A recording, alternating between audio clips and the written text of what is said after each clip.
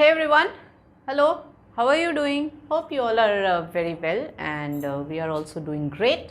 और इसी ग्रेटनेस के साथ हम लेके आ गए हैं आपके लिए one more chapter for one shot revision. हम चाहते हैं कि आप बोर्ड में ऐसा स्कोर करें जिसकी कोई हद नहीं। जैसे टर्म 1 में गुल खिलाए थे वैसे ही इस टर्म 2 में भी आप अच्छा स्कोर करें। उसी के लिए हम आपके लिए लेके आए हैं ये वन शॉट रिविजन, जो हम आपको टेक्निकली वन शॉट ही करवा रहे हैं। तो आज मैं आपको बायोटेक्नोलॉजी प्रिंसिपल्स एंड प्रोसेसेस, जो है आपका चैप्टर नंबर 11, इस चैप्टर का हम वन शॉट लेंगे। तो फटाफट देखते हैं इस चैप्टर में आपको किन किन बातों का मेनली मैंने पॉइंट्स पिकअप कर लिए हैं। So one and as and when will proceed with the slides, आप देखते जाना। बहुत डिटेल में मैंने आपके लिए क्विक रिविजन सेशन तैयार किया है, इन डिटेल, मतलब क्विक है बट डिटेल्ड है, तो दोनों वेज में आपको फ़ायदे होंगे। तो देखते हैं, ठीक है। सो बायोटेक्नोलॉजी, ये देखो करना क्या है, हम जानते हैं जीन की, इधर का जीन उसमें, उसका जीन इसमें, चीज़ों को बेटर बनाना है ना। तो टोबैको प्लांट 1986 में कुछ ऐसा होता था, अब इसका जीन लेके उसमें डाल दिया है। तो आजकल मतलब काम यही हो रहा है कि इसकी चीज़ें लो उसमें डालो, ठीक है। तो बायोटेक्नोलॉजी में यही करने वाले हैं हम लोग। तो बहुत सारे डेफिनेशंस आपने पढ़े हैं बायोटेक्नोलॉजी के बच्चों। मेनली बायोटेक्नोलॉजी क्या है? It's a technology added to the biology. तो बेसिक बायोलॉजी में जो आपने एक ऑर्गेनिज्म के बारे में पढ़ा है, उसको और कैसे बेटर बना सकते हैं for the benefit of Mankind, ये है हमारा एम और चैप्टर। तो बहुत सारे डेफिनेशंस आप जानते हो कि बने हैं। ट्रेडिशनल एक अलग चल रहा था, मॉडर्न अलग हो रहा है, और ट्रेडिशनल के अपने वो हैं, मॉडर्न के अपने प्रोसेसेस होते हैं। तो दोनों को कंसिडर करके फाइनली बायोटेक्नोलॉजी क्या है, ये देखो। ट्रेडिशनल में अल्कोहल ये सब बनते थे पहले, आजकल ये भी बन रहा है, योगर्ट, रास्पबेरी, क्या नहीं बन रहा है। सो ट्रेडिशनल डेफिनेशन तो ये है, ये बेसिकली ट्रेडिशनल मेथड्स हैं जिसमें exploitation of microbe to produce product of industrial and commercial interest, जैसे कि beer, brewing, cheese making, production of sour milk, ये तो ये तीनों ये आ गए। पहले ये होता था मतलब ऐसी चीज़ें बनाओ माइक्रोब्स से जो कमर्शियल वैल्यू होते हैं, कमर्शियली वैल्यूएबल होते हैं, तो ये होता था। अब सिर्फ कमर्शियली वैल्यूएबल में नहीं, मॉडर्न डेफिनेशन में आप देखो कि use of scientific and engineering principles to the processing of material by biological agents to provide goods and services, ये है आपका मॉडर्न डेफिनेशन। अब इन सब को क्लब करके बनाया गया है यूरोपियन फेडरेशन ऑफ बायोटेक्नोलॉजी ने। ये आपको एक फ्रेश, दोनों को कंबाइन करके एक फाइनल डेफिनेशन दिया है जो आपके बुक में आपको याद रखना है। And it is the integration of natural science and organism, cells, parts thereof and molecular analogues for products and services। तो दोनों को मिला दिया और ये फाइनल डेफिनेशन दे दिया कि इसको हमने नेचुरल साइंस और ऑर्गेनिज्म को इंटीग्रेट किया है, ना ही सिर्फ ऑर्गेनिज्म, उनके पार्ट्स, सेल्स, सबको इंटीग्रेट करके, मॉलिक्यूलर एनालॉग्स सबको इंटीग्रेट करके फिर हमने प्रोडक्ट्स बनाया है for benefit of Mankind, for the services of Mankind. तो ये यूरोपियन फेडरेशन ऑफ बायोटेक्नोलॉजी ने दिया है, ये डेफिनेशन आपको रखना है, ये बोल्ड करा हुआ है। फाइन, नेक्स्ट, ये स्लाइड्स ध्यान से पढ़ना, बहुत मेहनत से आपके लिए तैयार किया है। सो बायोटेक्नोलॉजी का मेन कोर एस्पेक्ट्स क्या क्या हैं? तो सबसे मेन है जेनेटिक इंजीनियरिंग। इसमें क्या हो रहा है, जो chemistry of DNA and RNA है उसको ऑल्टर करते हैं, थोड़ा सा changes, manipulation in the basic DNA. DNA आप जानते हो क्या होता है बच्चों, वो मैं यहाँ नहीं बता पाऊँगी। वैसे भी अभी डीएनए के बारे में ज़्यादा डिटेल लेने से मतलब नहीं है, बिकॉज वो टर्म 1 में था। अभी आपको बेसिक फोकस करना है कि डीएनए जो है उसमें हम चेंजेस करेंगे। जीन्स का अदला बदली क्या है, डीएनए में चेंजेस हैं, है ना। तो उसका फिनोटाइप, जीनोटाइप सब हम चेंज कर रहे हैं, तो you have to be careful. तो ये कर रहे हैं। दूसरा उसी को का कंटिन्यूएशन में है कि एक तो हम जेनेटिक इंजीनियरिंग है बायोटेक का मेन एस्पेक्ट, उसके अलावा कंटामिनेशन फ्री स्टेराइल एनवायरनमेंट। आप बायोटेक्नोलॉजी के एक्सपेरिमेंट्स आप कहीं भी नहीं कर सकते हो, उसके लिए बाकायदा फ्रेश स्टेराइल कंडीशन चाहिए, माइक्रो फ्री। अब बायोटेक लैब में आप ऐसे ही नहीं जा सकते हो, आपको शू कवर्स पहनने होते हैं, ओके, और हेयर मास्क वगैरह लगा के, ग्लव्स लगा के, एंड एयर प्योरीफायर्स लगे होते हैं जो एयर के माइक्रोब्स को किल करते हैं। तो इस तरीके से lab has to be totally sterile, microbial free, contamination free environment चाहिए होता है, ताकि वहाँ पे एंटीबायोटिक्स, वैक्सीन, एंजाइम इनकी प्रोडक्शन हो तो वो कंटेमिनेट ना हो, प्योर प्रोडक्ट्स बन पाएँ। ठीक है, तो ये है। और नेक्स्ट क्या है, नेक्स्ट देखिए आप, conceptual development of the principles of genetic engineering. मतलब कॉन्सेप्चुअल है क्या, जेनेटिक इंजीनियरिंग क्या है बेसिकली। तो टेक्निक ऑफ जेनेटिक इंजीनियरिंग में हमें एक तो सीखना होता है रिकॉम्बिनेंट डीएनए टेक्नोलॉजी। रिकॉम्बिनेंट नाम से मतलब है बच्चों नया, रिकॉम्बिनेशन, तो डीएनए का नया कॉम्बिनेशन, और उसमें हम जीन क्लोनिंग और जीन ट्रांसफ़र के मेथड से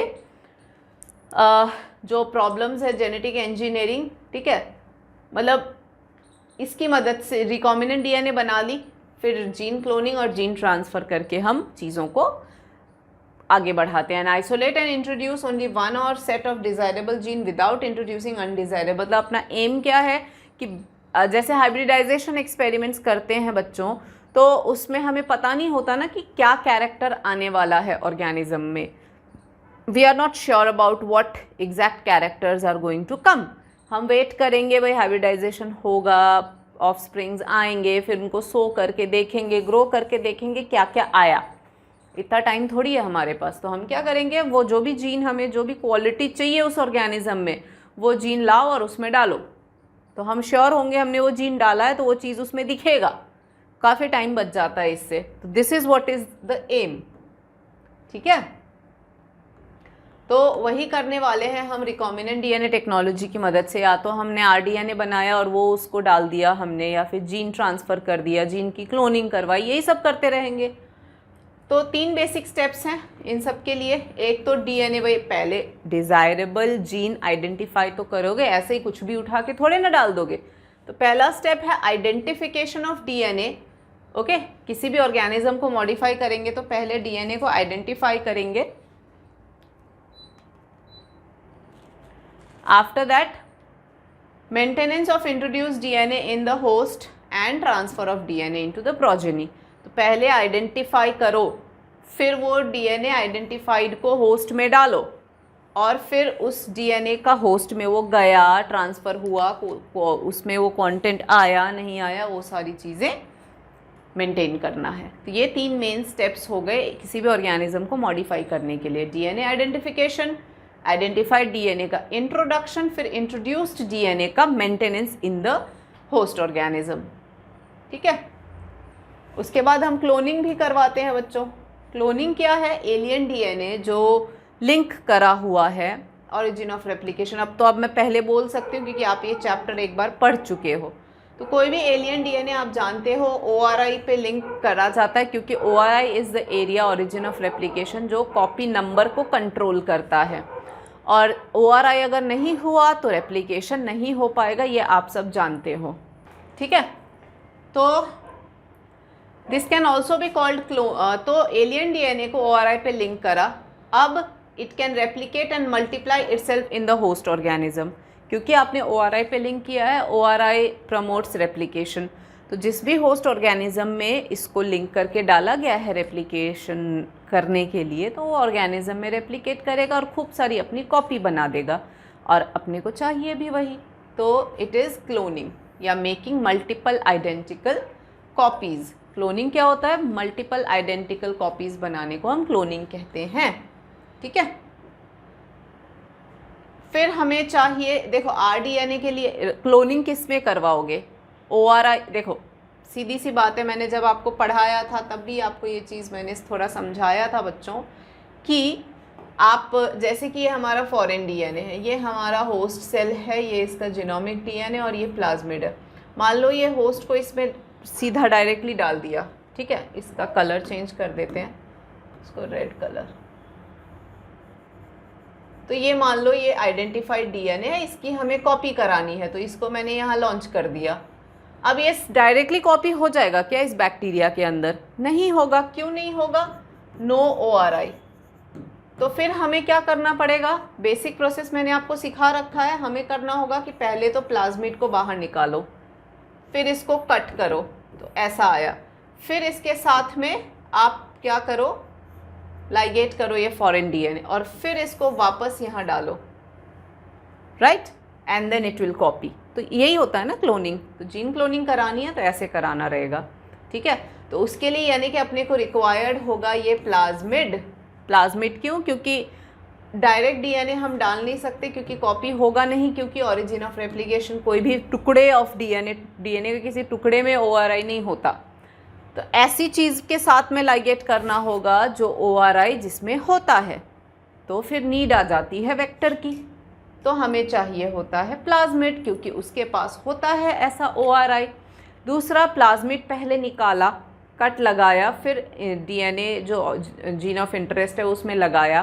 तो प्लाज्मिड आप निकाल भी लोगे बैक्टीरिया से तो बैक्टीरिया को कोई ख़ास फ़र्क नहीं पड़ेगा, क्योंकि प्लाज्मिड उनको जो भी फीचर प्रोवाइड कराता है वो एटलीस्ट बैक्टीरिया के ज़िंदा रहने के लिए ज़रूरी नहीं है। निकाल लो तो ऐसा नहीं है कि निकालने पे बैक्टीरिया मर जाएगा, नहीं, निकालो, जो भी मैनिपुलेशन करना है करो और वापस डाल दो। ये है, ये सबसे बड़ा फ़ायदा है प्लाज्मिड का, इसीलिए plasmid is a good vector.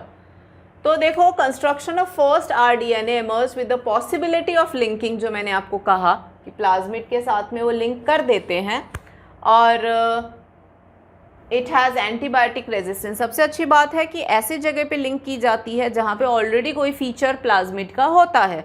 उससे हमें क्या लगता है पता? उससे पता ये लग जाता है कि पुराना फीचर गया, नया फीचर जो है, नया DNA वो आ गया है, ऐसा। और पहले देखो कोहेन एंड बोयर ने किया भी था सैल्मोनेला टाइफीम्यूरियम के साथ में। 1972 की बात है ये, जब इन्होंने एंटीबायोटिक रेजिस्टेंस जीन आइसोलेट भी किया। कैसे? DNA को कट लगाया प्लाज्मिड से और आइसोलेट करा एंटीबायोटिक रेजिस्टेंस जीन, सोचो। और प्लाज्मिड तो फाइनली हम जानते तो हैं ही कि plasmid can be used as DNA, but ये वाली चीज़ हिस्ट्री बता रही है आपको, तो ये आपके NCERT में दिया हुआ है, याद कर लेना कि पहली बार स्टैनले कोहेन और हॉबर्ट बॉयर ने 1972 में सैल्मोनेला टाइफी से एंटीबायोटिक रेजिस्टेंस जीन को आइसोलेट किया था by cutting the piece of DNA। ये पॉइंट याद रखना है, ठीक है। नेक्स्ट, तो अब कटिंग द DNA पे बात आती है, तो कैसे कट कर सकते हैं, है ना?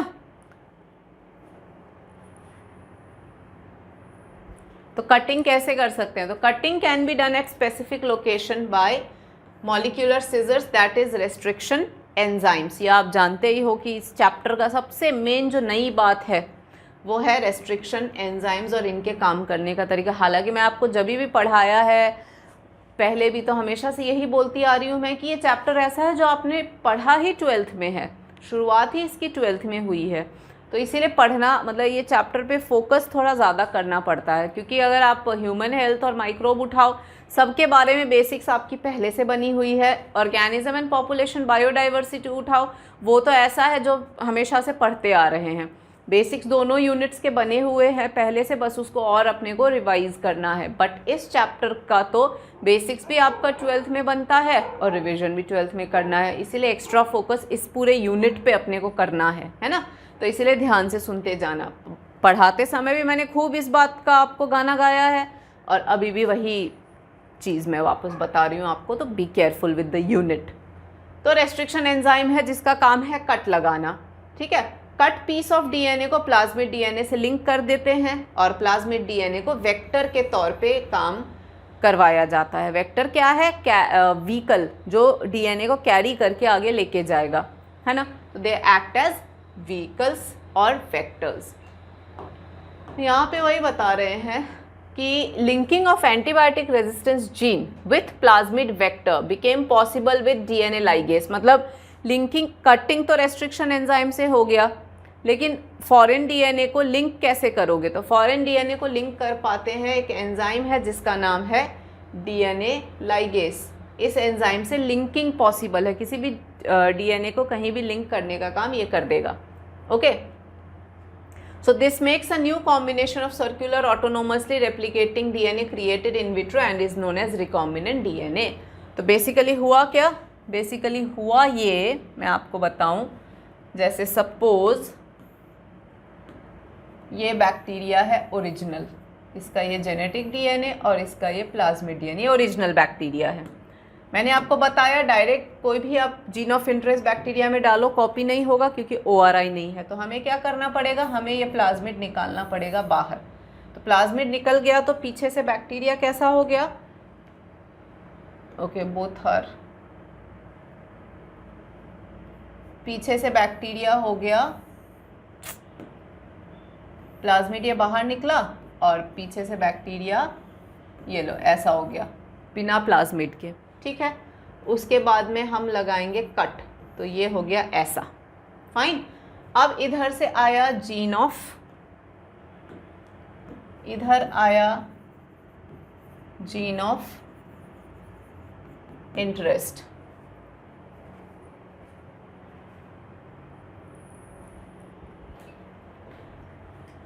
तो जीन ऑफ इंटरेस्ट ये रहा है ना, इसको अब इसके साथ में लाइगेट करना है, तो ये लाइगेट डीएनए लाइगेस ने कर दिया, ये बन गया आर डीएनए। ये क्या बन गया, आर डीएनए। अब इसको हम क्या करेंगे, इसको हम करेंगे,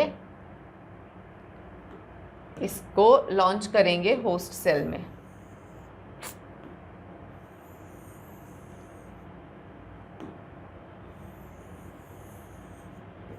ये इसका जीनोमिक डीएनए और ये इसका प्लाज्मिड। अब ये आ गया होस्ट सेल में वापस। तो यही हो रहा है पूरे टाइम। तो ये जो क्रिएटेड हुआ डीएनए लाइगेस ने जो जीन ऑफ इंटरेस्ट वो किया, तो ये this is gene of interest R DNA and this is recombinant DNA, ठीक है। ये प्रोसेस होता है बेटा पूरे टाइम बायोटेक में, यही तो पढ़ना है आपको। इसमें बस ये है कि ये कट कौन लगाया, ये आर डीएनए का क्या प्रोसेस है, इसको इसमें डाला कैसे, यही डिटेल आप आगे पढ़ने वाले हो। बट बेसिक प्रोसेस तो यही है सारा, डीएनए आइसोलेशन कैसे किया, यही है सारे पूरे चैप्टर के अंदर, नहीं? तो दिस इज इट, फाइन। तो वही बोल रहे हैं। और हाँ, प्लाज्मिड खुद क्या है, इट इज़ ऑटोनोमसली रेप्लिकेटिंग, खुद रेप्लिकेट करता है, डबल स्ट्रैंडेड है, सर्क्यूलर है और आरडीएनए भी बन चुका है अब की बार, है ना। तो यही है। तो when this DNA is transferred into E coli, जो सैल्मोनेला से रिलेटेड है, ठीक है, using DNA polymerase enzyme make multiple copies. तो मतलब इसके डीएनए को जब ई कोलाई में ट्रांसफ़र कर दिया गया, सैल्मोनेला का डीएनए निकाला, उसको प्लाज्मिड में रेप्लिकेट करके ई कोलाई में डाल दिया, तो जितनी बार ई कोलाई मल्टीप्लाई करता है उतनी बार वो कॉपी ऑफ प्लाज्मिड बनता चला गया। तो this is what is called as cloning. और रेप्लिकेशन ऑफ डीएनए हम जानते हैं कौन करवाता है, डीएनए पॉलीमरेज। तो ये कोई नई बात तो है नहीं, ठीक है। और सिंस मतलब एंटीबायोटिक रेजिस्टेंस निकाला कहाँ से, कोहेन एंड बॉयर ने सैल्मोनेला टाइफी से, वो कट करके निकाला, ई कोलाई के प्लाज्मिड में लोड करा और फिर ई कोलाई में क्लोनिंग करवा दी। तो पहली बार उन्होंने किया and that's how cloning came into being, ठीक है। तो बच्चों देखते जाइए क्या क्या है टूल्स रिकॉम्बिनेंट डीएनए टेक्नोलॉजी बनाने का। तो सबसे पहले डीएनए टेक्नोलॉजी जो है वो रेस्ट्रिक्शन एंजाइम के बिना तो हो नहीं सकता, आप जानते हो। वेक्टर्स, प्लाज्मिड्स वगैरह जो वेक्टर है, पॉलीमरेज एंजाइम जो क्लोनिंग करवाते हैं डीएनए पॉलीमरेज, लाइगेसेस रिकॉम्बिनेंट डीएनए बनाने के लिए लाइगेस रेस्ट्रिक्शन कट करेगा, लाइगेस जीन ऑफ इंटरेस्ट जोड़ेगा, फिर पॉलीमरेज कॉपी करवाएगा और फिर होस्ट ऑर्गेनिज्म। कहाँ करवाओगे, तो होस्ट में कॉपी कराना है ना। ये मैंने यहाँ यही तो बनाया है, this is host organism bacteria, ये वेक्टर आ गया, ये रेस्ट्रिक्शन एंजाइम आ गया, ये लाइगेस आ गया, देखा। तो ऑल दीज थिंग्स आर, और फिर क्लोनिंग जब होगा तो पॉलीमरेज सबसे लास्ट। ऑर्डर देखें अगर हम, तो पहले चाहिए वेक्टर, वेक्टर को कट किया रेस्ट्रिक्शन एंजाइम ने, रेस्ट्रिक्शन एंजाइम को कट करने के बाद में लाइगेसेस चाहिए, लाइगेसेस के वजह से आरडीएनए बना, आरडीएनए बनने के बाद में उसको उसमें डाल दिया, देन होस्ट में डाल दिया, है ना। और होस्ट में फिर पॉलीमरेज, डीएनए पॉलीमरेज की मदद से क्लोनिंग हो जाएगी। ऐसे सीक्वेंस ये याद कर सकते हो, ठीक है। नेक्स्ट, रेस्ट्रिक्शन एंडोन्यूक्लियस क्या है बच्चों, रेस्ट्रिक्शन एंडोन्यूक्लियस है हमारा न्यूक्लियेसिस का group, this is the main group of nucleases. और दो तरह के न्यूक्लियेसिस हैं, एक है एक्सो न्यूक्लियस और एक है एंडो। एक्सो जो है वो बाहर कट लगाता है एग्जिट्स पे, एंड्स पे, और नाम ही एक्सो एंडो है, तो एक्सो अंदर की तरफ ना जाके एजेस पे कट लगाता है। एंडो इज अंदर जाके कट लगाता है, specific position inside the location of DNA. अब यहाँ पे ये देखो रेस्ट्रिक्शन एंजाइम का डिटेल दे रखा है, ठीक है। This is the detail of restriction enzyme कि इट इज़ जेनेटिक इंजीनियर जो है नेचुरली अकरिंग एंजाइम को यूज़ करते हैं, और ये रेस्ट्रिक्शन एंडोन्यूक्लियेसिस हैं, और जितने all organism including bacteria must have ways of dealing with their enemies. तो बेसिकली आप ये देखो जीन ए रेस्ट्रिक्शन एंजाइम है, ये मॉलिक्यूलर सीजर कैंची के शेप में दिखा रखा है, ऐसे होते नहीं हैं, एंजाइम्स हैं ये। तो जीन ए जीन बी जो भी है स्पेसिफिक जगह पे अंदर जाके कट लगाते हैं। फाइन बच्चों। और 1963 में 2 enzyme responsible for restricting growth of bacteriophage in E coli पहली बार। बेसिकली ये जो एंजाइम होते हैं मैंने आपको पढ़ाया है, these enzymes are present in bacteria for वो सेल्फ डिफेंस, ठीक है। तो कोई भी वायरसेस अगर बैक्टीरिया को आके इन्फेक्ट करते हैं तो मॉलिक्यूलर सीजर्स जो है ये एंजाइम वायरस के उस डीएनए को कट लगा देते हैं ताकि बैक्टीरिया को वो इन्फेक्ट ना कर सके, तो वो उस काम के लिए यूज़ करते हैं। बट साइंटिस्ट हैं जैसे ही पता लगा आइसोलेट किया और उसको अपने क्लोनिंग वाले एक्सपेरिमेंट्स में यूज़ करने लग गए, ठीक है। ये मैंने आपको बहुत अच्छे से बच्चों समझाया है। तो ये रेस्ट्रिक्शन एंजाइम बेसिकली तोड़ते कैसे हैं, तो they cut the DNA OH group of nucleotide, ये phosphate group of next nucleotide, तो ये बेसिकली उस जगह पे कट लगा देते हैं। जो फॉस्फेट ग्रुप और OH ग्रुप में ही तो ज्वाइनिंग होती है ना, 3rd carbon of next nucleotide and 5th carbon of previous, तो दोनों के बीच में फॉस्फेट और OH ग्रुप की बॉन्डिंग होती है ना, उसको काटते हैं। So they break the bond that way, ठीक है। Now restriction enzyme double stranded DNA into smaller pieces and they act as molecular scissor by chopping the DNA molecule into restriction fragment। ये देखो कैसे चॉप कर देते हैं, क्योंकि ये रेस्ट्रिक्शन एंजाइम है, यहाँ इसका रिकग्निशन साइट होगा, यहाँ कट लगा दिया, डीएनए ऐसे चॉप हो गए, ठीक है। नेक्स्ट ये देखो यहाँ पे रेस्ट्रिक्शन साइट दिखा रखा है अपना इको आर फर्स्ट का, ठीक है। Eco R first, eco R1, ये नेमिंग तो पता ही है ना, नेमिंग का क्या सिस्टम है, E belongs to, E is Escherichia, CO is coli, इसका वो R is the strain name and first is order of isolation. इस ट्रेन से जिस भी नंबर का ये एंजाइम है वो नंबर आ गया। तो this is Eco R first का रिकग्निशन साइट। नेमिंग का सिस्टम ये है किसी भी एंजाइम का, generic name, specific name, then strain name and order of isolation किसी भी एंजाइम का। इसमें एक और है जैसे कि हाइंड 1 या 2 ले लो, तो Haemophilus influenza D strain second number, बस ऐसे है। तो ये इको आर फर्स्ट का रिकग्निशन साइट है जो कि कट लगाता है हमेशा G और A के बीच में। तो देखो G और A के बीच में कट लगाया तो ये 2 फ्रैगमेंट्स जनरेट हो गए, ठीक है। यहाँ कट लगाया तो ये बाहर चला गया और इधर यहाँ कट लगाया तो ये निकल गया, तो ये ऐसे फ्रैगमेंट्स जनरेट हो गए which we call as restriction fragment, ठीक है। और यहाँ देखिए अभी मैं समझा ही रही थी आपको कि names are based on bacteria in which they are isolated from.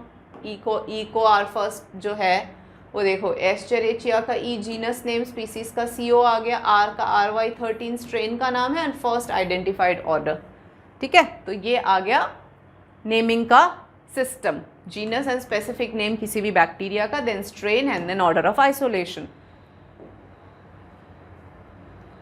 तो रोमन न्यूमेरल से क्या समझते हैं हम, first enzyme, second enzyme, third order of isolation, ठीक है।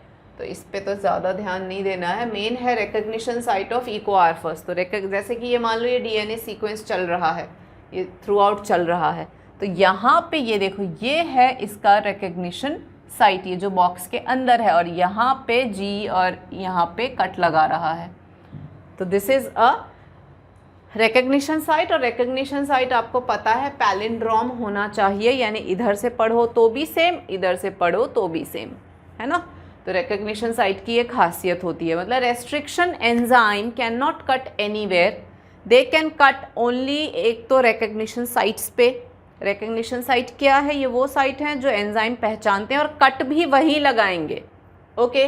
और ये रिकग्निशन साइट्स की खासियत क्या है? तो ये पैलिंड्रोम इन नेचर होता है, यानी इधर से पढ़ो तो भी सेम, इधर से पढ़ो तो भी सेम, जस्ट लाइक MADAM, इधर से पढ़ो तो भी सेम, इधर से पढ़ो तो भी सेम, ऐसा, ठीक है।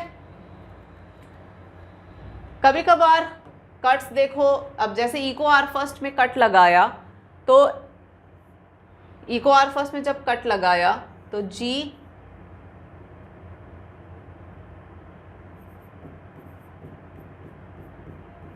ऐसा था,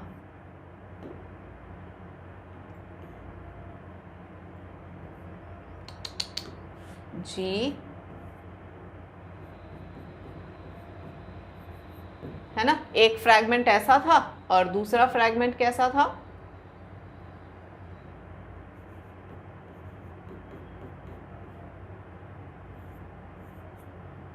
ऐसा था ना। तो ये फ्रैगमेंट, अब इन दोनों का आप जोड़ सकते हो, लेकिन कट अगर यहाँ लगा तो ये तो इक्वल हाफ्स में डिवाइड हो गए, जोड़ने की जगह ही नहीं है, क्योंकि जोड़ना तभी हो पाता है जब वो कॉम्प्लीमेंट्री होते हैं। तो यहाँ कॉम्प्लीमेंट्री है तो ये दोनों जुड़ जाएंगे, बट यहाँ ऐसे एंड्स देखो, यहाँ कैसे, कहाँ लगाओगे, अटैच कहाँ करोगे? तो कुछ रेस्ट्रिक्शन एंजाइम जो होते हैं वो ऐसे ब्लंट एंड्स भी देते हैं, और इको आर फर्स्ट वाला जो अभी हमने पढ़ा वो उसने देखो इस तरह के एंड्स दिए, तो इसको हम कहते हैं स्टिकी एंड्स, ठीक है। सो दे गिव अस स्टिकी। ये देखो ब्लंट एंड्स वाले एंजाइम हमारे कोई काम के नहीं है, हमारे काम के होते हैं ये स्टिकी एंड्स, जिसको आप दो अलग अलग डीएनए को जब आप जोड़ सकते हो कॉम्प्लीमेंटैरिटी बेसिस पे, ठीक है। तो यहाँ पे वही दिखा रखा है बच्चों इस स्लाइड में, ब्लंट एंड और स्टिकी। ब्लंट देखो आधा आधा कट गया तो कोई मतलब नहीं है, बट यहाँ देखो आराम से दोनों जोड़ सकते हो। तो blunt ends and sticky ends, ये ध्यान रखना है। स्टिकी एंड्स मस्ट मैच, मतलब स्टिकी एंड्स जो होने हैं वो भी बेटा कॉम्प्लीमेंट्री होने ज़रूरी है। आपकी बुक में भी दे रखा है, यहाँ पे जैसे एंजाइम ने कट लगाया, ये देखो कैसे स्टिकी एंड्स आए, तो इन दोनों को जोड़ दिया।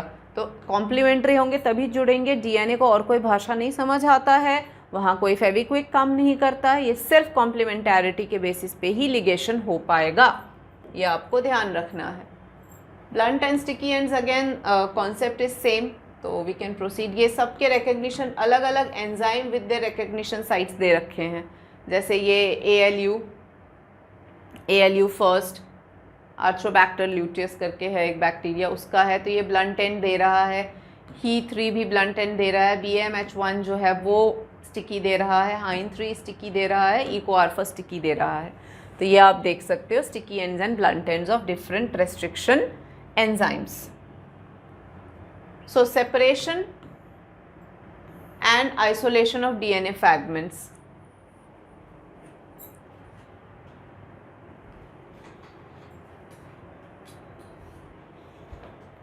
The separation and isolation of DNA, the cutting of DNA fragment result in fragment of DNA, and this is separated by gel electrophoresis. ये जो भी DNA हम कट लगाते हैं, हमने आपको पहले ही बताया है पूरा प्रोसेस क्या है। पूरा प्रोसेस है पहले तो isolation of DNA, isolation of DNA, फिर कटिंग विथ रेस्ट्रिक्शन एंजाइम, फिर सेपरेशन बाय जेल इलेक्ट्रोफोरेसिस, फिर यहाँ से जीन आइडेंटिफाई जब हो जाते हैं फिर उसको लाइगेशन विथ वेक्टर, फिर वो rDNA बन गया। फिर यहाँ से आगे आप समझ ही गए rDNA को कैसे फिर होस्ट में वापस डालो और फिर क्लोनिंग कराओ। ये है पूरा प्रोसेस। आइसोलेशन अभी आया नहीं है, पहले separation and isolation of DNA fragments. तो जेल इलेक्ट्रोफोरेसिस से सेपरेट करते हैं, आपकी बुक में भी थोड़ा ऐसा ही दे रखा है हेवाई सा। तो पहले तो देखो ये रेस्ट्रिक्शन एंजाइम से कट लगा, ये तो आरडीएनए बन गया अपना, ये आपकी बुक में भी बहुत अच्छे से दे रखा है, मैंने आपको पहले भी समझा दिया।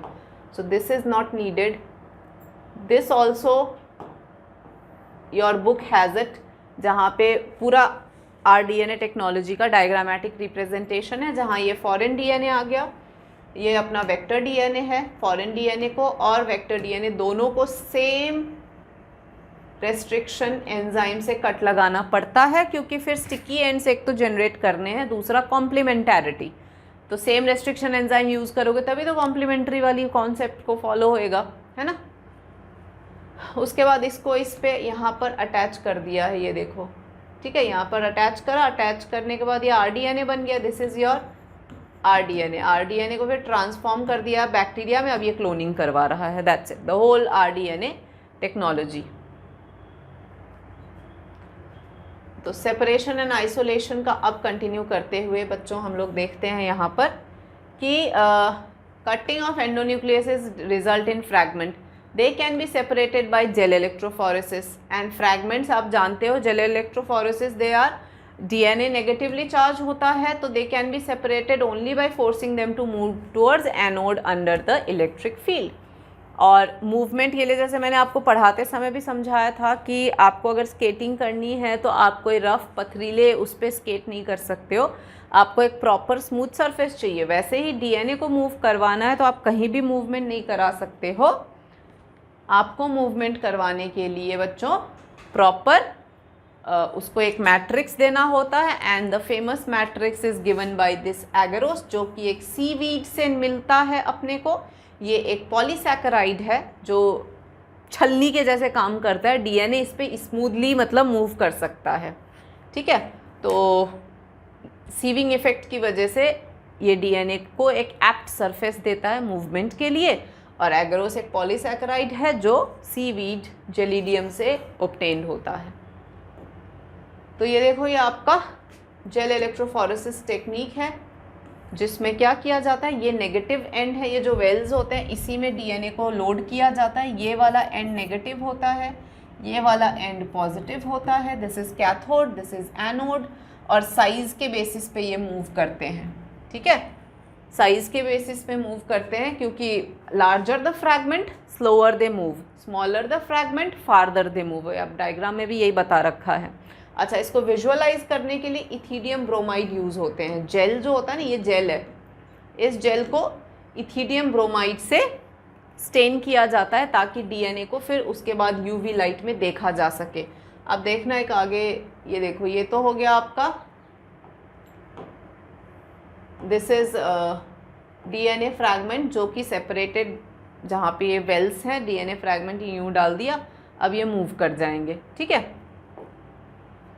मूव करेंगे तो यहाँ पर देखो आप दिखा रखा है कि डाइजेशन ऑफ डीएनए, जहाँ जहाँ कट्स लगे, ये देखो खूब सारे फ्रैगमेंट अलग अलग साइज़ के आ गए, and recognition does not occur at regular interval, है ना। Fragments very in size. अब डिफरेंट डीएनए फ्रैगमेंट को यहाँ देखो आप, ये एपेंड ऑफ ट्यूब्स हैं, तो इसमें डीएनए सोल्यूशन डाल दिया है, सब में फ्रैगमेंट्स हैं अलग अलग एंजाइम से, ये देखो फ्रैगमेंट जनरेट हो गए। अब ये स्टेन ऐसा दिखता है, पता है, जेल के ये वेल्स हैं और ये ऐसे स्टेन दिखते हैं। यहाँ देखो, इसमें देखो आप, ये 10 kb के साइज़ हैं, किलो बेसिस, ठीक है। वेल्स हैं, ये 7000 बेस पेयर वाला है, 2500, 1500, जितना छोटा उतना वो आगे आगे जा रहा है, ठीक है। तो kb इज़ किलो बेस, और 1000 बेस पेयर्स के मिलके बनता है, और base pair is only base pair, ठीक है। तो ये आपको ऐसे दिखेगा, and that is the well. तो यहाँ पे और डिटेल में थोड़ा सा आपको यहाँ स्लाइड्स में बहुत अच्छे से बता रखा है कि जेल इलेक्ट्रोफोरेसिस में न्यूक्लिक एसिड, जैसे देखो ये और भी दूसरे, देखो पोरस जेल है तो मिक्सचर ऑफ मैक्रोमोलिक्यूल है, लेकिन वो सिर्फ डीएनए को मूव करवाता है, ये देखो, दिस इज़ द जेल, ऐसा दिखता है, बहुत ही स्लाइमी सा होता है, बहुत ही जेंटल सा, टूट जाते हैं ज़्यादा हिलाओगे करोगे तो। This is agarose gel electrophoresis का पूरा किट है ये, जिसमें इसमें पूरे में बफर लगा देते हैं। इधर नेगेटिव चार्ज है ये देखो, और उधर पॉजिटिव है, ये यूँ मूव करता है। जेल इसमें हम डालते हैं, ठीक है, और पावर सप्लाई इलेक्ट्रिक फील्ड दे देते हैं। तो यहाँ आपने लोड कराया, अब ये इधर मूव करेगा ऐसा, ठीक है। तो ये पोर्स होते हैं, तो डीएनए देखो, डीएनए बैंड ऐसे दिखते हैं यूँ मूव करते हुए, ऐसा देखो, पोर्स बता रखा है ना कैसे पोर्स हैं, और डीएनए बेचारे कैसे आगे आगे आगे आगे पोर्स में घूमते हैं। बस ये है कि फ्लोरेसेंट डाई से जब हमने जेल को ऑलरेडी एथिडियम ब्रोमाइड से स्टेन किया, तो यूवी लाइट में हमें वो स्टेन्स दिखेंगे ऐसा,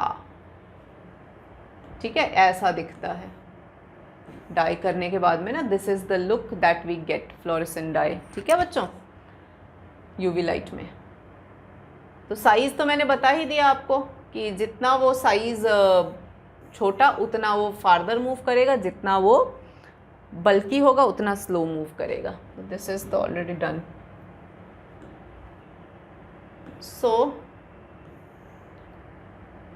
this is it. I think side by side साथ साथ चल रहे हैं, कोई अलग अलग नहीं जाते हैं। This can be skip. DNA fragment small which is large, ये देखो, ये जितना ये इधर, दिस इज़ पॉजिटिव है ना, तो जितना इधर जा रहा उतना वो छोटा होगा। ये तो आपको समझ में आ ही गया।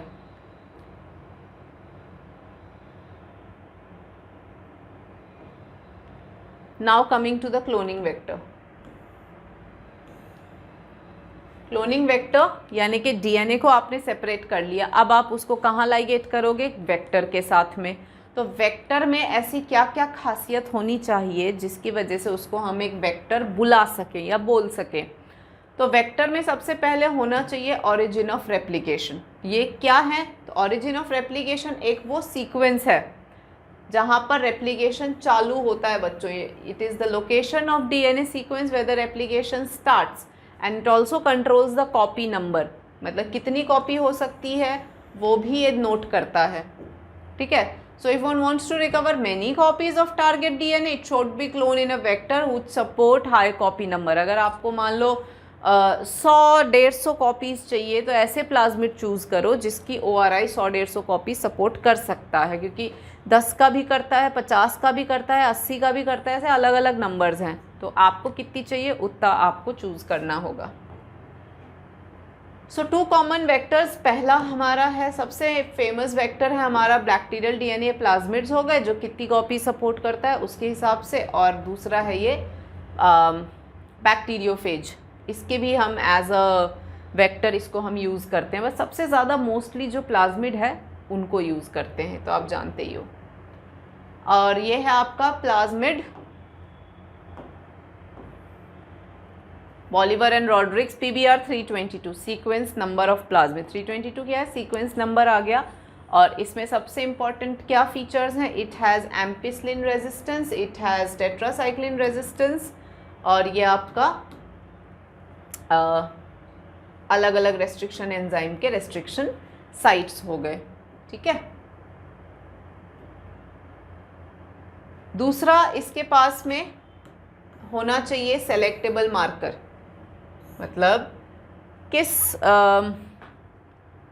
बैक्टीरिया के अंदर ये जो भी वेक्टर्स होते हैं उनमें क्या क्या खासियत होना चाहिए। तो पहला तो होना चाहिए ऑरिजिन ऑफ रेप्लिकेशन, दूसरा है सेलेक्टेबल मार्कर, बहुत ज़रूरी है। सेलेक्टेबल मार्कर नहीं हुआ तो कैसे पहचान पाओगे कि आपने जो डीएनए उसमें लाइगेट किया है वो उसके पास गया या नहीं किया? तो सेलेक्टेबल मार्कर वो ऑलरेडी प्रेजेंट जीन्स होते हैं जो उस वेक्टर में होते हैं। तो अगर हमने उन जीन्स की जगह अपना जीन ऑफ इंटरेस्ट लाइगेट करा है तो वो पुरानी जीन उनका काम करना बंद कर देगा, और उसी से हमें पता लगेगा कि उसने हमारी जीन को लिया या नहीं लिया, सीधी सी बात है। अब जैसे कि सेलेक्टेबल मार्कर में आपने को ट्रांसफॉर्मेंट और नॉन ट्रांसफॉर्मेंट को सेलेक्ट करने में हमें मदद मिलती है, ठीक है। ट्रांसफॉर्मेशन क्या है? वो प्रोसीजर है जिससे हम फॉरेन डीएनए को बैक्टीरिया में इंट्रोड्यूस करते हैं, जैसे कि आपने ग्रिफिथ में भी पढ़ा होगा, ठीक है। तो normally the genes encoding resistance to antibiotic, जैसे कि एम्पिसिलिन है, क्लोरामफेनिकॉल है, टेट्रासाइक्लिन है, कैनामाइसिन है, ये सब इम्पॉर्टेंट सेलेक्टेबल मार्कर्स होते हैं, क्योंकि फिर ये रेजिस्टेंस टू सच एंटीबायोटिक्स ये ऑलरेडी प्लाज्मिड्स में होते हैं। अब आपने सपोज एम्पिसिलिन की जगह फॉरेन डीएनए लाइगेट करा है, तो एम्पिसिलिन वाला जो रेजिस्टेंस वो है या गया, ये बता देगा हमें कि हमारा जीन ऑफ इंटरेस्ट वेक्टर ने लिया या नहीं लिया। ठीक है, ऐसा। तीसरा सेलेक्टेबल मार्कर के अलावा जो तीसरी चीज़ जो वेक्टर में होनी चाहिए वो है क्लोनिंग साइट्स। मतलब आप लगाओगे तो कहाँ लगाओगे, है ना। तो क्लोनिंग साइट्स होते हैं वो रिकग्निशन साइट, क्योंकि एंजाइम कट लगाएगा तो कहाँ पर कट लगाएगा आप जानते हो। रेस्ट्रिक्शन एंजाइम एक ही भाषा समझता है, वो अपनी रिकग्निशन साइट पे ही कट लगाता है, उसके अलावा नहीं लगाता। तो रिकग्निशन साइट होना ज़रूरी है ना, तभी तो रेस्ट्रिक्शन एंजाइम उसमें कट लगाएगा। तो तीसरी इंपॉर्टेंट चीज़ है कि वहाँ पर क्लोनिंग साइट या restriction sites of those enzymes होना बहुत ज़रूरी है। अब presence of more than one recognition site बहुत फ्रैगमेंट जनरेट प्रॉब्लम करेगा, तो कॉम्प्लिकेशंस बढ़ेंगी, इसलिए जनरली एक दो हो तो चलेगा। ठीक है, ये आप देखो यहाँ पर, दिस इज़ योर PBR 322 और उसकी ये पूरी लोकेशन और अलग अलग एंजाइम्स की रेस्ट्रिक्शन साइट्स यहाँ पर दे रखी है। ठीक है, EcoR फर्स्ट की ये लोकेशन हो गया, हाइन 3 का ये आ गया, BAMH1 का ये हो गया। और यहाँ पर मैंने आपको डिटेल्स दे रखी हैं, जैसे कि EcoR first is E. coli, BAMH1 is Bacillus amyloliquefaciens, हाइन 3 Haemophilus influenza, अलग अलग स्ट्रेन आ गया। ALU इज़ आर्थ्रोबैक्टर ल्यूटियस, जैसे मैंने पहले बताया था, है ना। तो ये प्रोविडेंशिया स्ट्योर्टी जो भी यहाँ पे है सबके यहाँ नेम्स दे रखे हैं, आप आराम से यहाँ से नेम्स नोट कर सकते हो, और मैंने पहले भी आपको नेम्स लिखवा दिए थे ये वाले। तो ये आपके नेम्स हो गए, you can note down the names for those. इतनी अभी वैसे ज़रूरत नहीं है क्योंकि वहाँ नहीं लिखा है तो पूछेंगे नहीं, बट हाँ एक बेसिक आप लर्न कर ही लेना कि एक जो वेक्टर होता है उसमें क्या क्या चीज़ें होनी चाहिए। तो अब यही बोल रहे हैं कि रेस्ट्रिक्शन साइट्स हैं बच्चों, तो दीज रेस्ट्रिक्शन साइट्स में आप क्या कर सकते हो कि किसी भी जगह पे लाइगेट कर सकते हो। BAMH1 की साइट पे लाइगेट करो, वहाँ टेट्रासाइक्लिन रेजिस्टेंस जीन होता है ना। तो recombinant plasmid tetracycline feature lose कर देगा, क्यों? क्योंकि वहाँ नया DNA आपने लगा दिया है, तो टेट्रासाइक्लिन तो गया ना, कॉमन सेंस की बात है। तो अब बाकी मतलब वो जिसमें आपने टेट्रासाइक्लिन डिस्टर्ब किया है वो बैक्टीरिया एम्पिसिलिन वाले मीडियम पे तो आराम से ग्रो हो जाएंगे, क्योंकि एम्पिसिलिन को आपने डिस्टर्ब ही नहीं किया, लेकिन टेट्रासाइक्लिन पे ग्रो नहीं कर पाएंगे। क्यों? क्योंकि वो तो आपने उससे रेजिस्टेंस वाला जो जीन था वो तो हटवा दिया और वहाँ कुछ नया लगा दिया। और इससे आपको पता भी चल जाएगा, अच्छा जो एम्पिसिलिन को रेजिस्ट कर जाता है लेकिन टेट्रासाइक्लिन जो रेजिस्ट नहीं कर पाता है वो हमारा ट्रांसफॉर्मेंट है या रिकॉम्बिनेंट्स हैं। ठीक है, तो वही चीज़ है, ये मैं आगे आपको बताती हूँ। तो अब इंसर्शनल इनएक्टिवेशन वही प्रोसेस है जो आपको मैं अभी अब समझा रही थी कि इंसर्शनल इनएक्टिवेशन की वजह से क्या होता है कि सेलेक्टेबल मार्कर जैसे कि एम्पिसिलिन रेजिस्टेंस, टेट्रासाइक्लिन रेजिस्टेंस, तो अगर टेट्रासाइक्लिन डिस्टर्ब किया तो वो बैक्टीरिया एम्पिसिलिन पे तो ग्रो हो जाएगा बट टेट्रासाइक्लिन पे वही बैक्टीरिया ग्रो नहीं करेगा। तो सीधी सी बात है, यही हमारा रिकॉम्बिनेंट बैक्टीरिया है। ओके, और इस प्रोसेस को हम कहते हैं इंसर्शनल इनएक्टिवेशन, जहाँ पुराना जीन जो है वो तो गया और नए जीन की वजह से पूरा insertion of new gene has inactivated the old one. तो this is what is known as insertional inactivation, जो आपको ध्यान देना है। ठीक है बच्चों, तो और अलग अलग प्लाज्मिड के सिलेक्शन के तरीके अलग अलग हैं। जैसे कि अगर आपने PBR 322 लिया तो सिलेक्शन जो है वो करवाओगे बाय एंटीबायोटिक रेजिस्टेंस मीडियम। मैं आपको वो वाला समझाती हूँ, रुको। सो अब देखो यहाँ पे the plasmids use as vector in laboratory. तो यहाँ देखो ये प्लाज्मिड जैसे ये ORI है और इस एरिया में इतने सारे एंजाइम्स की रिकग्निशन साइट्स हैं। ठीक है, तो मल्टीपल क्लोनिंग साइट या जो भी है, और यहाँ एम्पिसिलिन रेजिस्टेंस या टेट्रासाइक्लिन रेजिस्टेंस, तो ये मान लो टेट्रासाइक्लिन डिस्टर्ब हो गया, अब क्या होगा, अब ये हो गया, ये देखो कि प्लाज्मिड आया, स्टिकी एंड्स हैं, यहाँ पे जीन ऑफ इंटरेस्ट लाइगेट कर दिया और फिर बैक्टीरिया में से प्लाज्मिड निकाल दिया था तो प्लाज्मिड नहीं था, अब इसमें प्लाज्मिड डाल दिया तो ये देखो रिकॉम्बिनेंट डीएनए हो गया। अब प्लाज्मिड प्रेजेंट बट नो यहाँ पर ये ओरिजिनल प्लाज्मिड, यहाँ ये तो रिकॉम्बिनेंट डीएनए है बट इसमें रिकॉम्बिनेंस नहीं है, प्लाज्मिड आ तो गया बट इसने जीन नहीं लिया है। तो अब अपने को पहचानने में कैसे आएगा, दिखेगा थोड़े ना कि इसमें रिकॉम्बिनेंट डीएनए आ चुका है और इस वाले में नहीं आया है, कैसे देखेंगे हम। तो देखो plasmid has genes for ampicillin and tetracycline, तो foreign DNA is inserted in recognition site जहाँ टेट्रासाइक्लिन जीन था, तो रिजल्टेंट रिकॉम्बिनेंट डीएनए में in fact functional gene for ampicillin but not tetracycline, मतलब इसने क्या किया कि इसमें टेट्रासाइक्लिन तो डिस्टर्ब हो गया, ये ख़त्म, बट एम्पिसिलिन अभी भी है, जैसे मैं अभी तक इतनी देर से समझाने की कोशिश कर रही हूँ। पता कैसे चलेगा, पता चलेगा कि आप देखो कि few DNA is inserted it inactivates the gene tetracycline but then ampicillin resistance is still there, ठीक है। तो अब आप चेक कैसे करोगे, तो यहाँ पे डायग्राम से देखो कैसे पता लगेगा। तो यहाँ आप देखिए एम्पिसिलिन रेजिस्टेंस पे कॉलोनीज विद प्लाज्मिड, ये सब 4 ग्रो हो गए। अब इसको एग्जैक्ट वेलवेट शीट से लेके ये टेट्रासाइक्लिन पे ग्रो करेंगे, तो अब देखो ये 3 तो ग्रो हो गए, तो यानी कि इनमें टेट्रासाइक्लिन रेजिस्टेंस अभी भी है, लेकिन ये वाली कॉलोनी ग्रो नहीं हुई, क्यों, क्योंकि इसमें एम्पिसिलिन रेजिस्टेंस हमने टच नहीं किया था, तो इसीलिए वो फीचर अभी भी है, तो वहाँ सब ग्रो हो गए। लेकिन यहाँ ये ग्रो नहीं हुआ ये वाला, क्यों, क्योंकि इसमें फॉरेन डीएनए है, तभी टेट्रासाइक्लिन को रेजिस्ट नहीं कर पाया।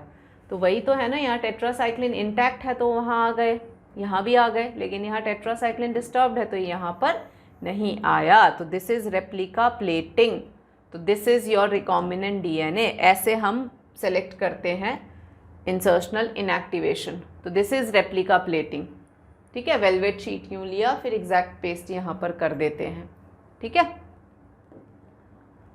तो रेप्लिका प्लेटिंग से वही कॉलोनीज हमें ढूंढनी होती हैं। एम्पिसिलिन प्लेट पे ये आ गए, ये टेट्रासाइक्लिन पे जो मिसिंग है वो हमारे रिकॉम्बिनेंट है, सीधी सी बात है, ठीक है। सो दूसरा तरीका और है, वो है लैक्सी जीन वाला। अब इसमें ये देखो ब्लू वाइट सिलेक्शन मेथड है, हर प्लाज्मिड को आप रेप्लिका प्लेटिंग से नहीं कर सकते हो। रेप्लिका प्लेटिंग तब करोगे जब एम्पिसिलिन और टेट्रासाइक्लिन या एंटीबायोटिक रेजिस्टेंस प्रेजेंट होगा। जब आपने दूसरा प्लाज्मिड लिया है और उस प्लाज्मिड में सपोज लैक्सी जीन जो बीटा गैलेक्टोसाइडेस बनाता है, ठीक है, वो वाला है अगर, तो आप सिलेक्शन मेथड लैक्सी जीन वाला लोगे और उसमें क्या करोगे, मीडियम में एक्स गाल, एक क्रोमोजीनिक सबस्ट्रेट होता है एक्स गाल, वो मीडियम में डाल दोगे।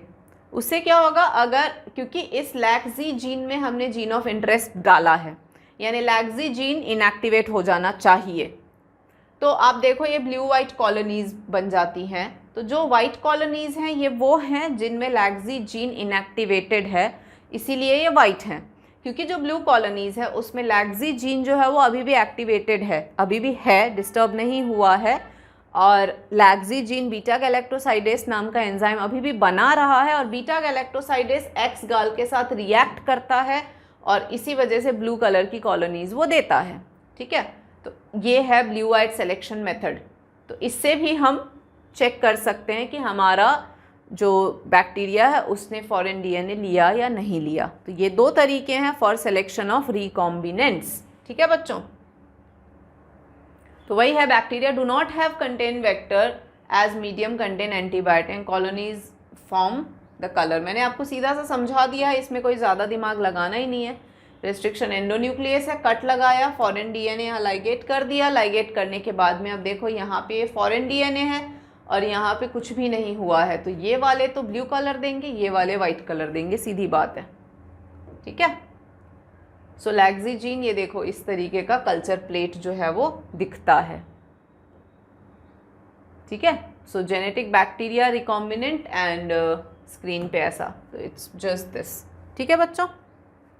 तो सिलेक्शन ऑफ रिकॉम्बिनेंट्स तो ऐसे हो गया है ना। Insertional inactivation very important topic, उसमें बस रेप्लिका प्लेटिंग और बीटा गैलेक्टोसाइडेस के कॉन्सेप्ट को आपको समझना है। उसके बाद तो अगला टॉपिक आ जाता है कि vectors for cloning genes in plants and animals, यानी कि अगर प्लांट में देखो वेक्टर्स हमारे जनरली इकोलाई या बैक्टीरियाज मतलब प्लाज्मिड्स होते हैं, राइट, जिसको हम होस्ट सेल बैक्टीरिया में क्लोन करा सकते हैं। लेकिन अगर मान लो हमें प्लांट और एनिमल सेल को एज अ होस्ट सेल लेना है, यानी कोई भी जीन की कॉपी हमें बैक्टीरिया में ना करा के प्लांट और एनिमल में करवाना है, तो उस दौरान तो बेटा वेक्टर आप किसको लोगे, जो आपका जीन प्लांट्स के सेल में या एनिमल के सेल में पहुंचा सके। तो उसके लिए अब हमें पढ़ना है कि the transferring of gene into plant and animal from bacteria and viruses which have been known, है ना। सो हाउ टू डिलीवर, कैसे करेंगे हम, तो यूकैरियोटिक सेल के अंदर क्लोनिंग करवा रहे हैं। अभी तक मैंने यही पढ़ाया है कि बैक्टीरिया के अंदर करवाते हैं क्लोनिंग होस्ट सेल। तो इसमें देखो एग्रोबैक्टीरियम ट्यूमेफेशियंस जो हैं ये प्लांट के लिए बेस्ट वो माना जाता है वेक्टर, ठीक है। प्लांट में अगर कोई भी जीन कॉपी करवानी हो तो एग्रोबैक्टीरियम में डाल दो। एग्रोबैक्टीरियम है क्या, तो ये एक बहुत डाइकॉट प्लांट्स का पैथोजन है बेसिकली ये बैक्टीरिया, जो जिसके पास में एक टीडीएनए ट्यूमर इंड्यूसिंग प्लाज्मिड होता है, टीआई प्लाज्मिड बोलते हैं बच्चों, ठीक है। It has a TI plasmid जो कि ट्यूमर कॉज करता है, नॉर्मल सेल को कैंसरस बना देता है, ट्यूमर कॉज करवा देता है प्लांट में। और रेट्रोवायरसेस हमारे अंदर क्या करते हैं, वो हमारे नॉर्मल सेल को कैंसरस में ट्रांसफ़र कर देते हैं। तो ये इनकी नेचुरल एबिलिटी है। हमने क्या किया, इनकी इस नेचुरल एबिलिटी को ही हमारे पहले ये लोग अपने खिलाफ इसको यूज़ करते थे, हमने अब इसके अपने फेवर में करवा लिया। कैसे, तो इन दोनों में आर्ट ऑफ डिलीवर मतलब एम, इनका मेन खासियत क्या है, किस तरीके से ये जीन जाके ड्रॉप करके आ रहे हैं दोनों सेल्स में। एग्रोबैक्टीरियम प्लांट में कैसे ड्रॉप कर रहा है और रेट्रोवायरस ह्यूमंस में कैसे कर देते हैं। तो बस इसी फीचर को यूज़ किया हमने और इनके उसी जीन को इनके पास पे रहने दिया, बट हमने वो प्रॉब्लमैटिक जीन निकाल के और अच्छे वाले जीन उसमें डाल दिए, ताकि ये अब जब जाएंगे तो प्रॉब्लम वाली जीन ना करके अच्छे वाले जीन ड्रॉप करके आएंगे, तो हमारा फ़ायदा हो गया, ठीक है। तो tumour inducing plasmid of agrobacterium को मॉडिफाई कर दिया है। अब इसमें ट्यूमर पैथोजेनिक कुछ भी नहीं है, बट अच्छे वाले जीन जो भी हमारा जीन ऑफ इंटरेस्ट होगा उसको उसमें डाल के और फिर भेज देते हैं, ऐसा, ठीक है। तो एग्रोबैक्टीरियम ट्यूमेफेशियंस, जैसे मैंने कहा कि ये क्राउन गॉल एक गॉल डिजीज़ है जो बहुत ही ट्यूमर कॉज कर देता है। तो उसकी नेचुरल बस एक ही खासियत है कि natural ability of transferring the gene into plant, बस उसको एक्सप्लॉइट किया है। पहले वो गंदी जीन ट्रांसफ़र करता था, अब हमारे फेवर वाला जीन कर रहा है, दैट्स इट, ठीक है। इसीलिए इसको नेचुरल जेनेटिक इंजीनियर भी कहा जाता है एग्रोबैक्टीरियम को। तो प्लांट में कोई भी जीन भेजना है तो एग्रोबैक्टीरियम को एज अ वेक्टर लिया जा सकता है। ये देखो ऐसा, this is the gall problem जो ये कॉज करता है, ठीक है।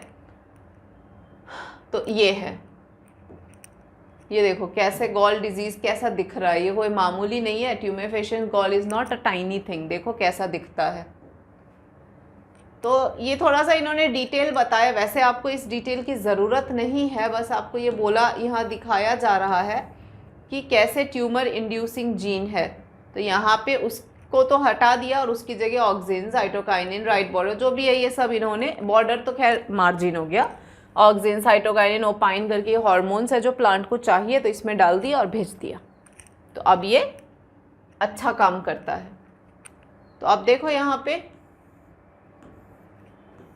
हेल्दी प्लांट है, bacteria invade the wound, Agrobacteria है ना, rapid cell division, crown gall, और ये देखो क्राउन गॉल कॉज कर दिया, ठीक है। लेकिन अब हमने यहाँ पर चेंजेस कर दिए, कैसे टीडीएनए के उसको हटा के और यहाँ पर हमने चेंज कर दिया। Now vectors for cloning in animal cells. तो एनिमल सेल्स में ability to transform the normal cell जो कैंसरस है, तो उसको भी डिसआर्म कर दिया। डिसआर्म यानी उसकी जो प्रॉब्लमैटिक जीन थी वो हटा के डिज़ायरेबल जीन डाली और इसको बोल दिया जा बेटा अब तू कर इन्फेक्ट। तो इसको तो लगता है ये प्रॉब्लम कॉज कर रहा है, बट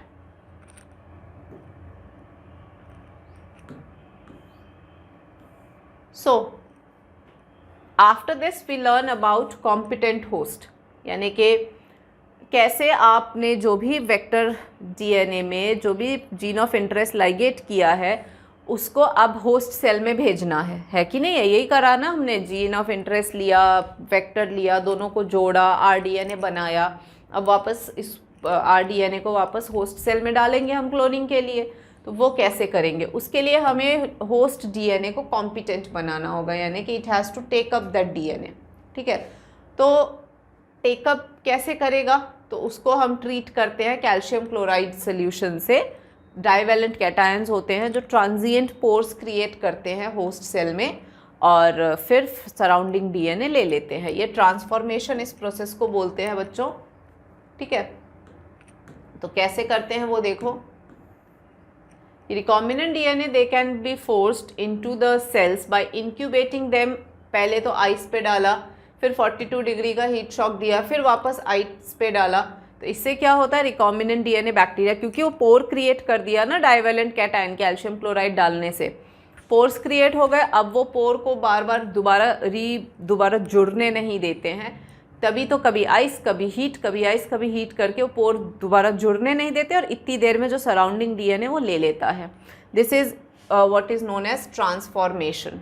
ठीक है, दूसरा तरीका है माइक्रो इंजेक्शन, बायोलिस्टिक, ये इलेक्ट्रोपोरेशन, ये सब दूसरे तरीके हो गए। ट्रांसफॉर्मेशन तो थोड़ा सा नेचुरल तरीका हो जाता है। माइक्रो इंजेक्शन देखो कैसे इंजेक्ट कर देते हैं।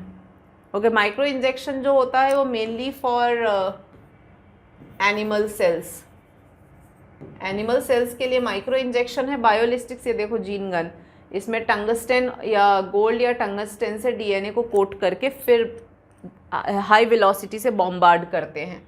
तो बायोलिस्टिक्स ये हो गया प्लांट सेल के लिए। इलेक्ट्रोपोरेशन तो इलेक्ट्रिक फील्ड की मदद से पोर्स क्रिएट करना। ठीक है, और एक है ट्रांसफेक्शन, वायरसेस के थ्रू भी करते हैं। तो इस तरीके से मेन माइक्रो इंजेक्शन याद रखना, बायोलिस्टिक्स याद रखना है, एक ट्रांसफॉर्मेशन जो कैल्शियम क्लोराइड से है वो याद रखना है। ठीक है, CaCl2 कैसे परमिएबलाइज द सेल, ऐसे पोर क्रिएट करवा देता है ना, और फिर फाइनली वो ले लेता है डीएनए।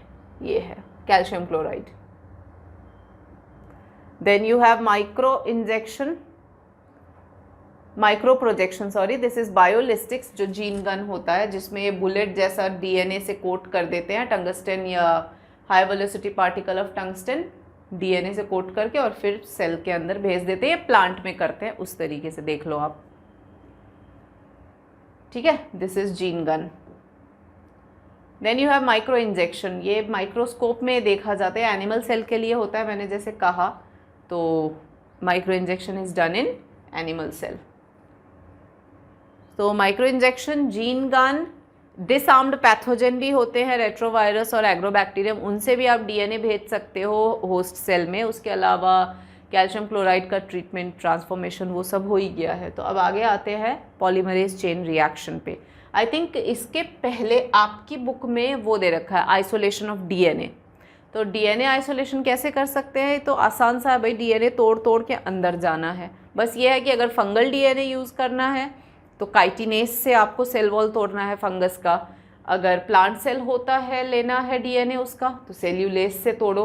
और अगर एनिमल सेल है, बैक्टीरियल सेल है, तो लाइजोजाइम यूज़ करो। तो ऐसे अलग अलग एंजाइम्स यूज़ करके उसकी वॉल्स को तोड़ के अंदर चले जाओ।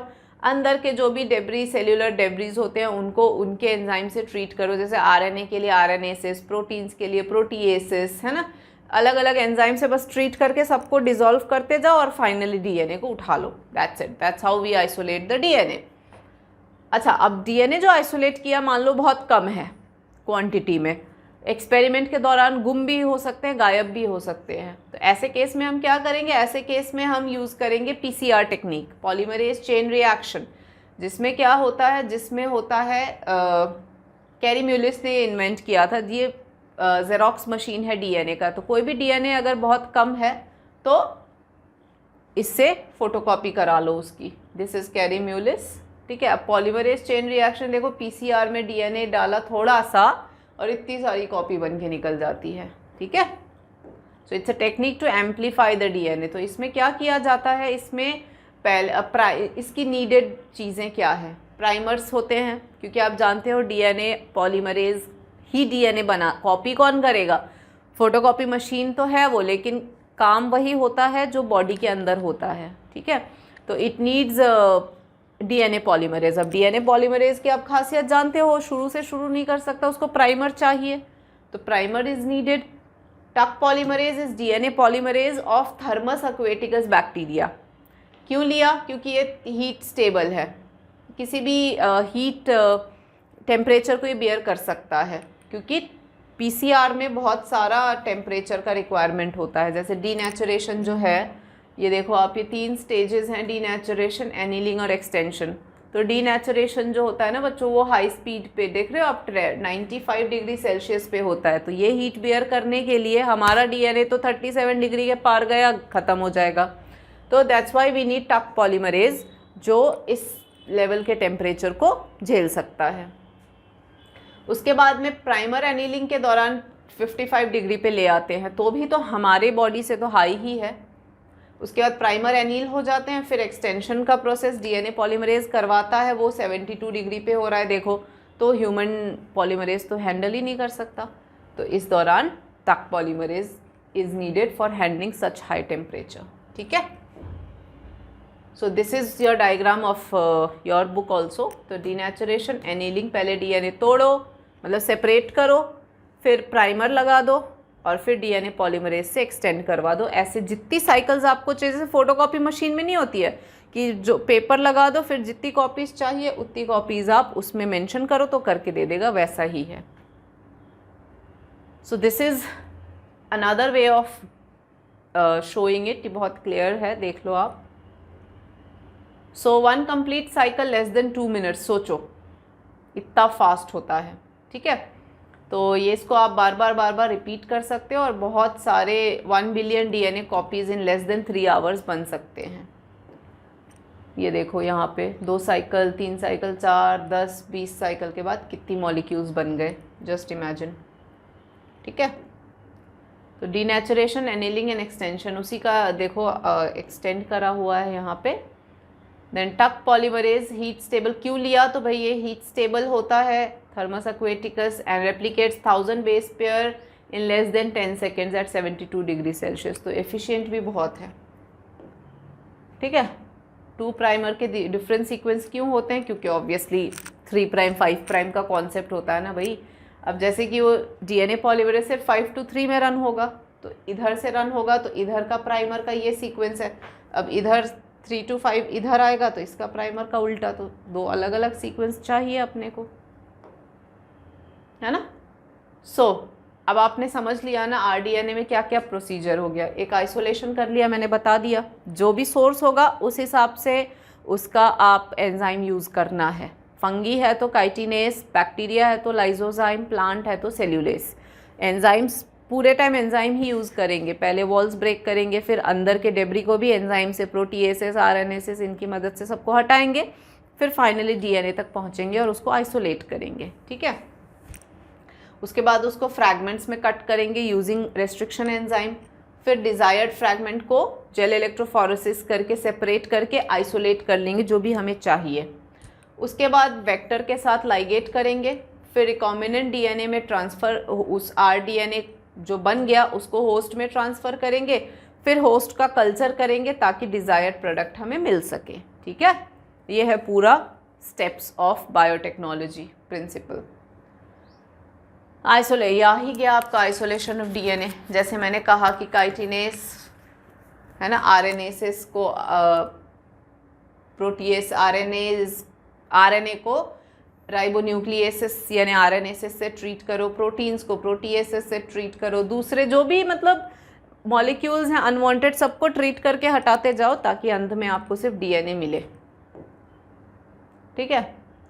एंड रेस्ट्रिक्शन एंजाइम्स आप जानते हो, उसको एग्रोस जेल इलेक्ट्रोफोरेसिस से हम लोग सेपरेट करते हैं। तो this is just the repetition of what we studied over there. Then PCR, अगर जीन, जैसे कि हमने कहा कि यहाँ पे जैसे जेल इलेक्ट्रोफोरेसिस में हमें अगर कम आपको वो मिला फ्रैगमेंट अगर बहुत ही कम है देन हम क्या कर सकते हैं, देन हम उसको PCR करके एम्पलीफाई कर सकते हैं, क्योंकि प्रॉब्लम ये हो जाएगी ना,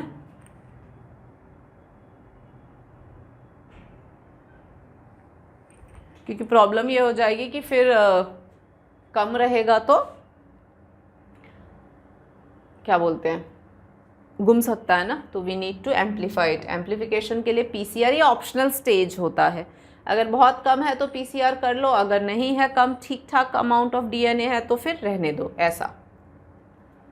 देन उसके बाद में रिकॉम्बिनेंट DNA बना लो, क्योंकि आपने सेपरेट कर लिया, PCR भी कर लिया, अब आपके पास में आपका जीन ऑफ इंटरेस्ट आ चुका है, उसको rDNA बना लो वेक्टर के साथ लाइगेट करके, और फिर उसको होस्ट सेल में ट्रांसफॉर्म कर दो। ट्रांसफॉर्मेशन का भी तरीका आपने सीख ही लिया है। ट्रांसफॉर्म एक बार हो गया तो फिर अब क्लोनिंग होती जाएगी, क्लोनिंग हो जाएगी तो फिर जो भी प्रोडक्ट आपका उसमें सेल में क्लोन हुआ है वो आप आइसोलेट करोगे, तो obtaining the foreign gene product हो गया है ना। तो सब में डिज़ायरेबल प्रोडक्ट जो है उसको हमें आइसोलेट करना होता है। तो आइसोलेशन तो मैं बताऊंगी, पहले उसके पहले हमें बायोरिएक्टर समझने होंगे। Bioreactor is that machine, is that flask और वेसल जिसके अंदर वो जो भी हमने क्लोनिंग करवानी है ना, बैक्टीरिया की ग्रोथ करवानी है आपको, तो बैक्टीरिया की ग्रोथ ऐसे बैठे बैठे थोड़े हो जाएगा, आपको उसको खाना पीना एनवायरनमेंट सारा कुछ देना पड़ेगा। तो वो चीज़ें फिर बायोरिएक्टर्स देते हैं। इट हैज़ ऑल द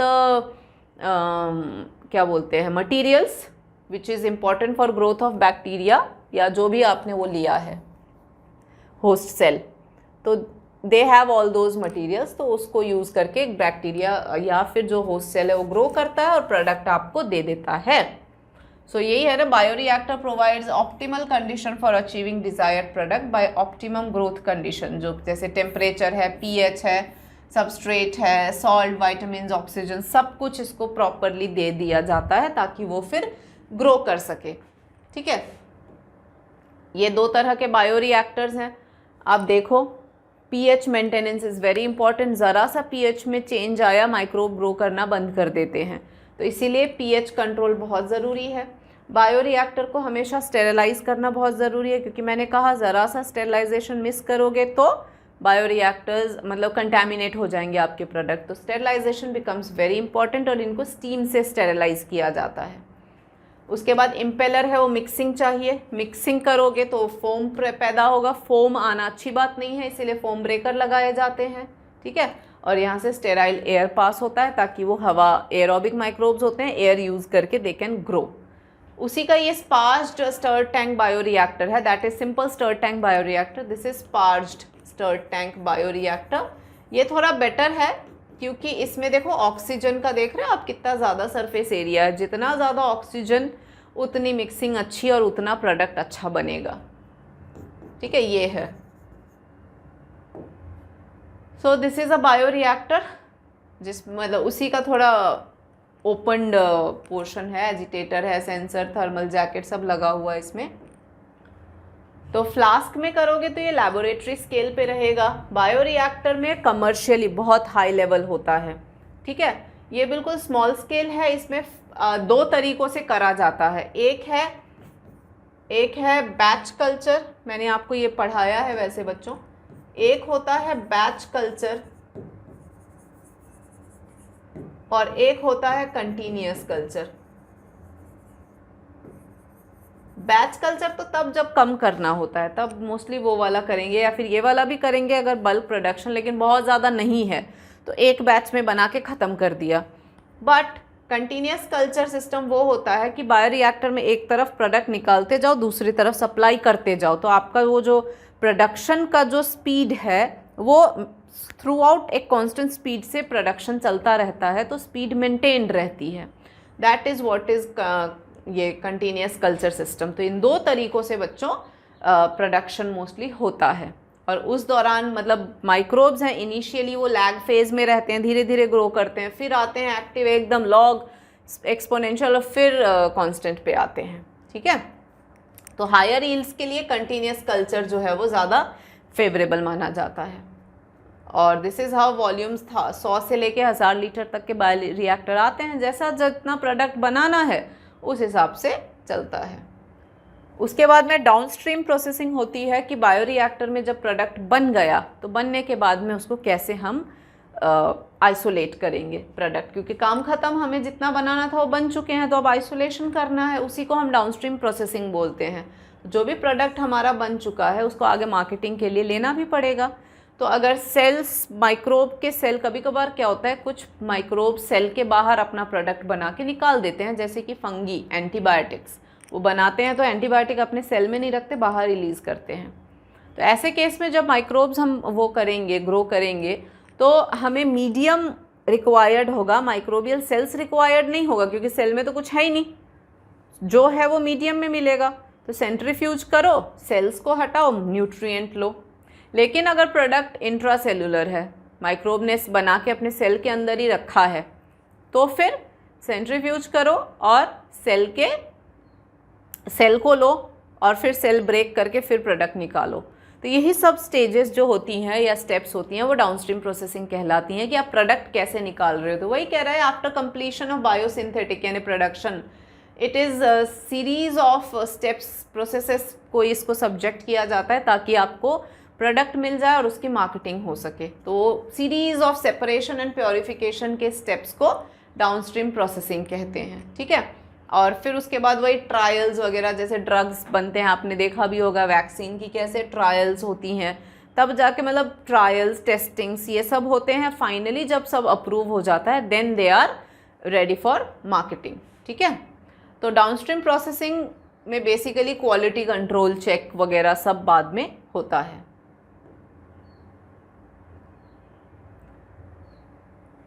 इसी के साथ में आपको ये बायोटेक का पूरा मैंने डिटेल्ड वन शॉट रिविजन बताया है स्लाइड्स के साथ में।